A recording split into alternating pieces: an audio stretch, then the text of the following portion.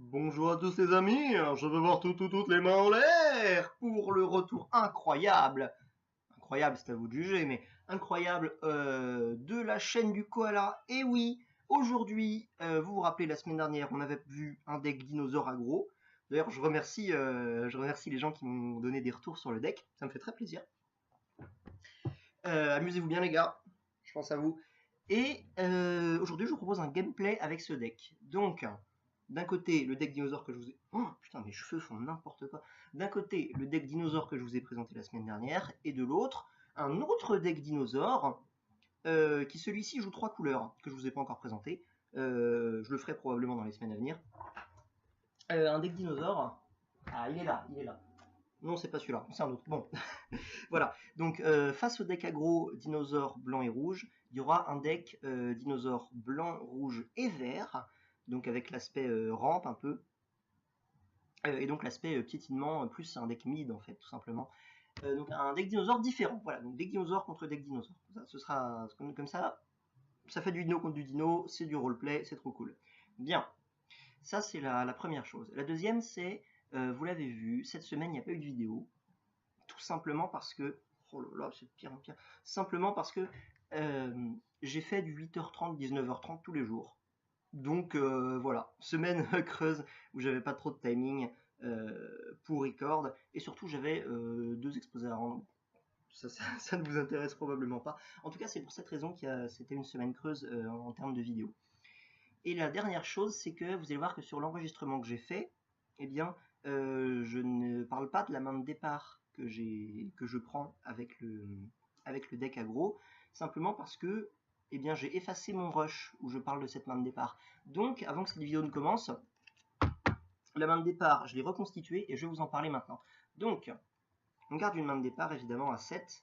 Il y a 2 landes dedans, une plaine, une montagne. Il y a 2 créatures qui sont la petite lancière du tour 1, la 1-1 tour 1, et le dinosaure 3-3 vol du tour 4. Et il y a 3 sortilèges. Il y a une frappe foudroyante, une frappe assurée, et non, je parle pas de ces cartes, hein, vous les connaissez certainement.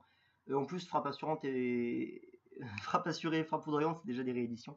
Et une ruée de dinosaures aussi. Voilà. Donc voilà, je reprécise simplement cette main avant de démarrer la vidéo, parce que je n'en parle pas. Vous allez voir que la vidéo commence directement en prenant la main du deuxième deck. Bien, et bien sans plus tarder, je vous remercie d'avoir regardé ces 3 minutes d'intro. De toute façon, il y aura un petit lien pour aller pour sauter l'intro, pour ceux qui veulent. Je sais qu'il y en a qui ne regardent pas les intros. Et je vous souhaite un bon gameplay. Allez. Ok, donc, piochons cette main. Ok, 5 cartes, 6, 7, il en manque 2, parfait. Alors, qu'est-ce qu'on a? 2 landes, un vert, un rouge, ok. Le petit pilier qui va venir fixer. Le Huntmaster qui va revenir fixer aussi, un truc jouable. Un Raptor, une nouvelle aux horizons. Donc, c'est très bien. Maintenant, je vais essayer de quand même mettre ça bien. Ok, très bien. Ok, lançons les dés. Toi, tu vas là. Toi, tu vas là. Bam, lui, il a fait 13. C'est lui qui commence. Et comme d'habitude, j'aurais dû dire qui commençait avant de regarder les mains. Mais ça, évidemment, c'est un détail. C'est un point de détail, n'est-ce pas? Donc, sans surprise, on avait vu qu'on a une plaine et la petite lancière. Et puis les trucs, je vais les mettre, je sais pas, là. Vous les voyez là? Attends, alors, sur mon retour caméra, comment ça se passe? Oh putain, ok, très bien. Ok, phase de pioche, on chope des raptors qui ramènent des terrains en rage. Donc, eh ben, on va simplement jouer une forêt. Voilà, on va simplement jouer un petit land sur le tour, sur notre tour 1. Pouf! Draw, on a draw le meilleur tour 2 possible. Donc on va aller gentiment chercher notre petite, comme ça. Hop, on sauce, donc ça fait qu'un point de dégâts parce qu'on n'a pas de dinosaure. Et pouf, on va jouer notre Huntmaster là. Et donc je vais faire un petit peu de place, je vais reculer les decks. Voilà. Ouf. Attendez, mais d'habitude c'est mieux que ça. Bah je sais pas, tant pis. Ok. Pof. On pioche un gros dino. C'est pas très bien. C'est pas très bien, mais on a quand même de quoi jouer. Donc, hop là, sans surprise, on fait la même chose, ça. Alors on a un autre choix, c'est celui de frappe foudroyantée, le chasseur d'Otepec d'en face. Et éventuellement au prochain tour, de jouer un pilier plus le chasseur. Ah, je ne sais pas. Ouais, non, on joue notre chasseur, hein. Pourquoi on jouera notre chasseur? Non, on va pas jouer notre chasseur.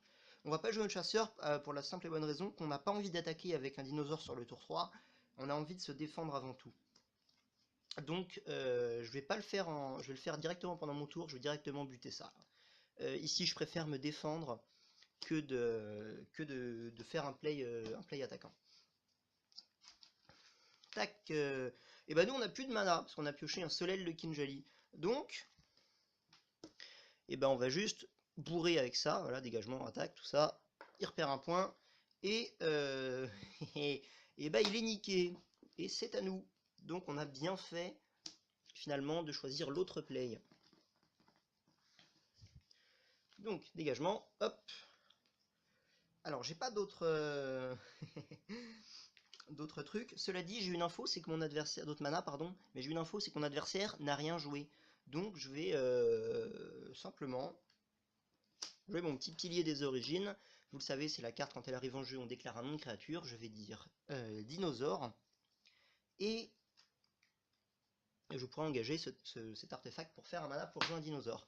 C'est au joueur de gauche. Donc qu'est-ce qu'on a? On a pioché une petite plaine, donc on va la jouer. Et là, pas de surprise, on va jouer notre Solel de Kinjali, qui est ici. Je le joue avant la phase d'attaque, simplement pour donner la double init à ma lancière. Et ma lancière, elle met ses 2 points de dégâts. Ouf! Pour l'instant, c'est une partie pas très compliquée. On a pioché une forêt, donc c'est très bien. Donc il y a des trucs qu'on peut faire. On peut par exemple... J'ai techniquement 1, 2, 3, 4. Oui, potentiellement un 5e mana avec ça. Donc ce qu'on va faire, c'est tac, tac, on engage 2 pour jouer notre maître chasseur. Oh là là, ça commence à m'emmerder. Pouf, voilà. Donc nos dinosaures coûtent 1 de moins et on va simplement jouer celui-là.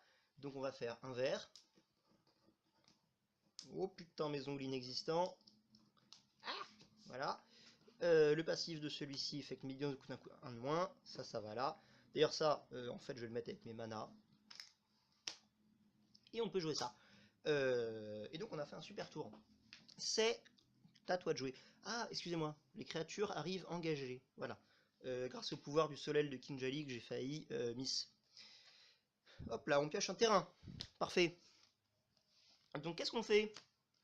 On a plusieurs choix. Soit on joue ça, soit on va jouer ça et ça, ce qui nous permet de coller 6 dégâts en plus, à savoir qu'on va déjà en rentrer 1, 2, 3, 4, plus 6 ça fait 10, ça laisse notre adversaire à 6 points de vie, c'est pas mal du tout, donc je pense qu'on va complètement balancer la game en fait, on a l'occasion de mettre une tarte, donc on va le faire, boum boum, j'attaque avec les deux, et j'envoie, donc là on est sur un deck aggro, donc on est sur un play, on a moyen de jouer 2 petits spells en curve, donc on va le faire.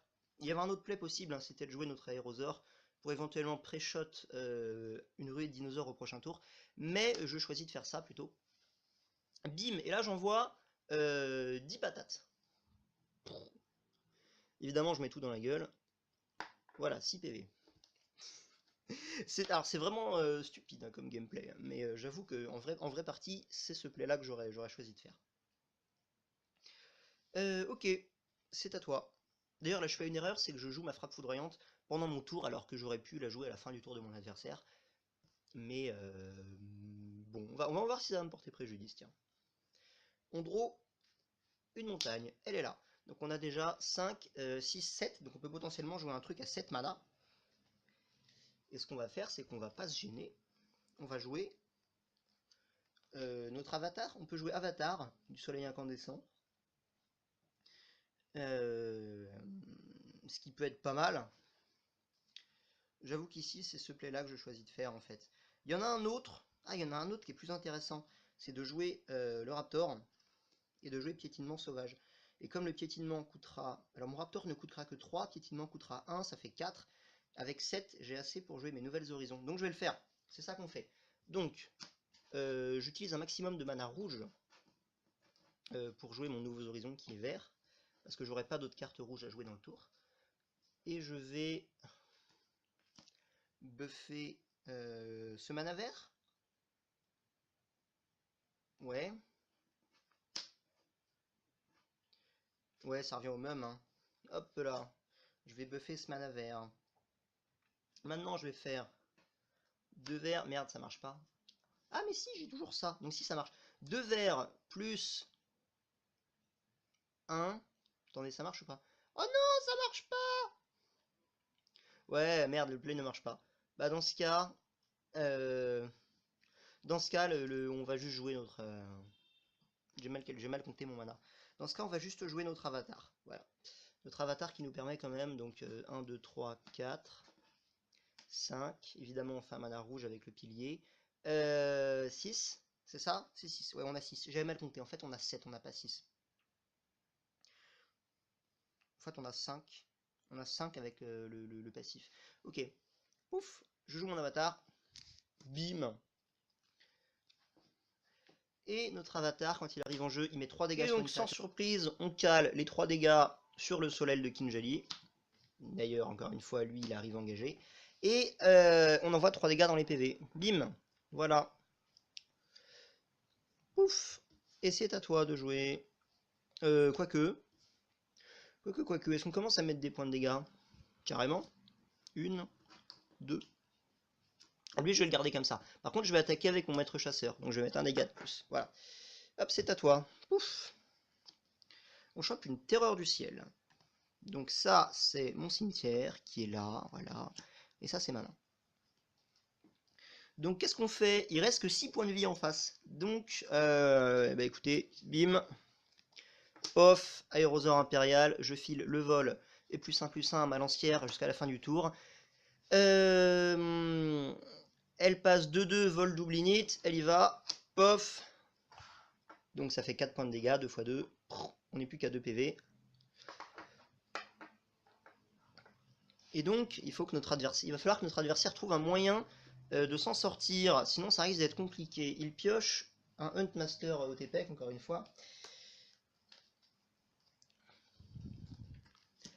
Et donc on a une carte pour se débarrasser de l'aérosaure impérial, qui est la plus grosse menace actuellement parce qu'il vole, c'est le piétinement sauvage. Donc c'est le premier truc qu'on va faire. Est-ce que ce piétinement, on a envie de le faire proc sur la multitude de raptors, pour activer une rage qui nous ramène un mana, ou bien sur le raptor déchiqueteur qui nous fera piocher? Je pense qu'on va le faire sur le raptor déchiqueteur. Donc on va d'abord jouer notre raptor déchiqueteur. 1, 2, 3. Merde, encore une fois, ça marche pas. Ah, merde! Merde! Si, ça marche. Bah non, ça marche pas. Ça marche pas, parce que lui fait un vert, mais seulement pour jouer un spell de dinosaure. Donc, l'autre option, c'est jouer ça. Mais non, c'est pareil, il aurait fallu que je pioche un mana. Donc, ah ouais, mais de toute façon, il est 2-3, donc il faut que je le fasse sur un... Non, bah je vais le faire sur l'avatar du soleil, alors. Alors, attendez, réfléchissons 2 minutes. J'ai Nouvelles Horizons, sinon. Nouvelles Horizons, ça coûte... Non, j'ai pas assez. J'ai pas assez, donc je vais simplement le faire sur mon avatar du soleil incandescent. Hop, donc ça coûte 1 vert, je le rappelle. Ce sort coûte 2 de moins quand je le fais sur un... Ah mais non, ça met un marqueur +1/+1, donc ça marche avec la multitude de raptors. Super, on fait ça. Pof, ma multitude de raptors, elle chope un marqueur. Alors là, ce sera un marqueur pièce de monnaie. Petit marqueur +1/+1, elle se bat contre lui. Hop, on a une 3-4 qui se bat contre une 3-3. La 3-3 en face, elle meurt. Comme on a subi des dégâts, on va chercher un land de base dans notre bibliothèque. Ce sera ça. Sachant que là, je vais pas avoir besoin des manas blancs pour m'en sortir. Donc ça arrive engagé et je remélange. Qu'est-ce qu'on peut faire d'autre? Bah on peut... Est-ce qu'on peut du coup jouer notre raptor? Bah du coup oui, on peut le faire. 1, 2, 3. je joue mon Raptor, et du coup, je suis très con, je pouvais complètement activer mon... Attendez, ben non, je pouvais pas. Si, je pouvais, j'aurais pu activer balancer mon truc sur mon piétinement sauvage sur le Raptor des shifters. Et bah tant pis, voilà. Maintenant, ce qui se passe, c'est que lui, il va donner la célérité au Raptor. Je mets 4, je mets 6, ça fait 10, donc, 11, 12, 13. Mettre bien quand même. On peut envoyer 14 dégâts. Nous, on n'a plus que 2. Il y a de grandes chances que le mec puisse nous faire une petite saloperie en réponse. Donc, on va clairement pas envoyer tout le monde. Lui, on le garde. Le Raptor, on le garde. Le Huntmaster, on le garde. Et non, ouais, on garde le Huntmaster. Est-ce qu'on a peur d'une créature qui a la célérité, en fait? C'est ça la question. On va le garder parce qu'il sert pas à grand chose. Et il mettrait 1 point de dégâts. Et là, je vais envoyer simplement 6 points de dégâts dans la gueule. Oula, j'ai fait bouger ma caméra. Hop là, bim. Et j'ai gagné quelques octaves aussi d'ailleurs. Hop là, je vais le mettre là pour montrer qu'il a attaqué. Donc on a gardé 3 bloqueurs. Pourquoi on garde 3 bloqueurs? Simplement parce que on a peur d'avoir un truc qui a éventuellement la célérité. On a peur d'avoir... bah non, sur frappe foudroyante, de toute façon, on perd. Voilà, on a clair juste peur d'avoir un truc qui a la célérité, c'est tout. Tuc. Draw. Un Huntmaster. Ouais, cette carte, vous la voyez, c'est la xème fois que vous la voyez depuis le début de la vidéo, mais elle est vraiment trop bien. Hein. Je crois que c'est ma carte préférée de l'extension, en fait. Nous, on a tout ça. Donc, on pourrait jouer là-dessus, mais c'est pas très bien. Donc, on va plutôt faire un play développant, à savoir jouer un comme ça, et jouer un comme ça. Voilà, et jouer une terreur du ciel. Et je n'attaque pas parce que ça ne sert à rien. Et, hop, alors je vais les mettre bien, pour qu'on les voit tout de même. Ah, mais je peux les mettre là. Oh, super, qualitatif, ok. Et c'est à mon adversaire qui pioche le Régisor Alpha, qui file la célérité à un dinosaure. Donc il y a des chances qu'on gagne là-dessus, quand même. Alors, encore une fois, j'ai 1, 2, 3, 4, 5, 6. J'ai 6 mana. Mes dinosaures coûtent 1 de moins. Donc on va jouer le Régisor. Oh, on va jouer le Régisor. Je pense que là en fait on a gagné dans la mesure où on peut on peut tuer notre adversaire ou alors lui tuer toutes ses bêtes. Regardez, dans la mesure où lui là, il coûte 4, donc je le fais. 1, 2, 3, 4. Hop, là je garde un rouge, un rouge, un vert. Je le joue. Quand il arrive en jeu, je gagne un jeton dinosaure. Alors est-ce que je l'ai mon jeton dinosaure? Attendez, je l'ai. Attendez, ce serait nul de pas faire la vidéo, de faire la vidéo sans le jeton. Voilà, il est là mon jeton. Voilà, c'est un dinosaure 3-3 piétinement. Qui a la célérité. Maintenant, je vais donner la célérité à mon Régisor avec celui-ci. Donc hop, je l'engage. Et donc je vais attaquer avec lui, lui, lui, lui, et lui. Voilà, quand on joue rouge-vert, arrive un moment dans la partie où on a un gros board et on peut faire ce genre de truc. Donc là, en fait, on met 1, 2, 3, 4, 5, 6, 7, 8, 9, 10, 11, 12, 13, 14, 15, 16, 17, 18, 19, 20 patates. C'est-à-dire que le mec en face a 10 points, même s'il bloque... Alors on va voir s'il a moyen de s'en sortir ou pas. Si on laisse les plus petites passer, la plus petite elle fait 3, les deux plus petites font 3. Donc si je bloque les 3 grosses, je ne prends que je ne prends que 6 points de dégâts. Par contre toutes mes bêtes meurent. Donc maintenant j'aimerais bien garder au moins une bête en vie. Typiquement c'est la 2-2 qui vole. Donc si je bloque les deux plus puissantes, je bloque un truc qui fait 6. Ah mais non, mais il y a le token aussi. Ah si, il est là le token, c'est bon. Donc, je bloque un truc qui fait 6, un truc qui fait 4. Ça fait que je prends 3 et 3 et 4, 10. Donc ça ne suffit pas. Donc malheureusement, il faut que je bloque tout. Donc je le fais. Voilà, boum. Donc je vais bloquer les 3 plus grosses. Ça crève. Peu importe comment je bloque en fait, hein. De toute façon il faut que je sacrifie mes 3 bêtes. Et lui il m'a mis, je suis plus qu'à 4 points de vie. Voilà. Donc nous qu'est-ce qu'on espère faire? On espère piocher une frappe foudroyante ou une célérité. Et on pioche un terrain. Je rappelle qu'on avait ça en main. Et que notre adversaire finalement réussit à ramper un peu trop. Donc évidemment, du coup je passe mon tour, lui il pioche une plaine, on s'en fiche, il refait une phase d'attaque et il me défonce la gueule, voilà. Donc qu'est-ce qu'on aurait pu faire de mieux pour gagner côté deck blanc là? Bah le tour où je choisis de faire ça en fait, c'est vraiment un mauvais play. Il aurait fallu jouer ça dessus. Même si vous savez, vous voyez sur le tour d'après, j'arrive à faire de la value avec l'aérosaure en donnant le vol à... ma petite lancière impériale. Maintenant, si j'avais gardé... Non, ça marche pas. Non. Donc effectivement, ouais, c'est vrai qu'il fallait faire ça, je pense. Et là, je pense qu'on avait l'occasion de mettre des patates une fois avec l'aérosaure et de tuer l'adversaire. Sachant qu'on aurait dû forcer, en fait, en faisant ça, le piétinement sauvage un tour plus tôt, et que notre adversaire aurait peut-être pas pu faire un bon piétinement sauvage. Donc, bah voilà, c'est une game où, côté deck mid, là, on arrive au tour 2, on fait le choix, vous savez, de cramer, d'utiliser une frappe foudroyante, là, sur un Huntmaster. Et ça, par contre, je pense que c'est le premier moment clé de la game qui fait que ce deck-là prend un gros avantage. C'est qu'il bloque le tour 3 du deck aggro. Vous voyez, sinon, si on l'avait laissé ça en jeu, au tour 3, le mec en face pouvait déjà nous faire un aérosaure impérial célérité tour 3, ce qui n'était pas très agréable, et ce qui scellait pratiquement son sort en fait.